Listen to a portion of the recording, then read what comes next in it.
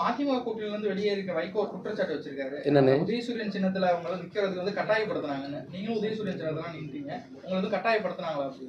அதாவது நாங்கள் தனி சின்னத்தில் நிற்போங்கிறது எங்களுடைய விருப்பம் விண்ணப்பமாக இருந்தது. மற்ற பல கட்சிகள்லாம் வந்து உதயசூரியன் சின்னத்தில் நிற்கிறதையும் சுட்டி காட்டினாங்க. கூடுதலாக வந்து எங்களுக்கென்று தனிச்சின்னம் கிடைக்கல.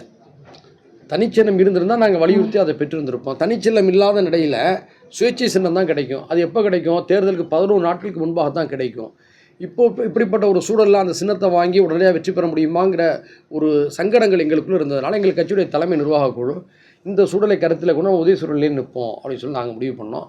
இதை தாண்டி அவங்க எங்களுக்கு எந்த ஒரு நிர்பந்தத்தையும் அவங்க தரலை.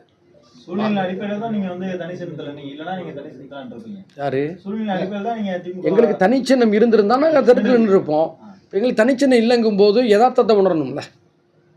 ஏன்னா சுயேட்சை சின்னம் வேறு, தனிச்சின்னம் வேறு. தனிச்சின்னம் முன்கூட்டியே கிடைச்சிரும். அப்படி எங்களுக்கு வந்து அந்த நேரத்தில் எங்களுக்கு தேர்தல் ஆணையத்தில் வந்து எங்களை போன்ற பதிவு செய்யப்பட்ட கட்சியோட அங்கீகாரத்தையும் அவங்க ரத்து செஞ்சு அந்த வழக்கு வேறு போய்கிட்டு இருந்தது. அப்போ அந்த சூழலில் வந்து எங்களுடைய சங்கடங்களையும் நாங்கள் பார்க்க வேண்டியது இருந்துச்சுல. அப்போ நாங்கள் வந்து அரசியலில் வந்து இந்த சூழலில் வெற்றி தேவைப்படுகிறது. அப்போ வெற்றி தேவைப்படுதுன்னு சொன்னோம்னா உதயசூரியன்டா வெற்றி எளிதாக கிடைக்கும். தனிச்சின்னம் இல்லாத நேரத்தில் சுயேட்சை சின்னம் சொன்னால் அதிகபட்சம் 11 நாட்களுக்கு முன்பாக தானே கிடைக்கும். அதுக்குள்ளே போய் சேர்த்து மக்கள்கிட்ட அதை பதிய வைக்கிறதுக்குள்ளே எதிர்த்தரப்பு வேகமான முன்னேற்றத்தை அடைஞ்சிருவாங்க. அப்போது எங்களை போன்ற வளரும் கட்சிகளுக்கு உடனடி வெற்றி தேவைப்படுகிறது. எங்களுடைய வளர்ச்சிக்கு வெற்றி தேவைப்படுகிறது. இந்த நேரத்தில் நாங்கள் அழுத்தமான முறையில் நாங்கள் மல்லு கட்டியிருந்தோம்னு சொன்னோம்னா நாங்கள் வந்து பின்னடைவை தான் சந்திக்க வேண்டி வரும். பெரிய கட்சிகளுக்கு கூட அந்த சிக்கல் இல்லை. எங்களை போன்ற வளரும் கட்சிகளுக்கு இந்த நெருக்கடி இருக்குதா இல்லையா?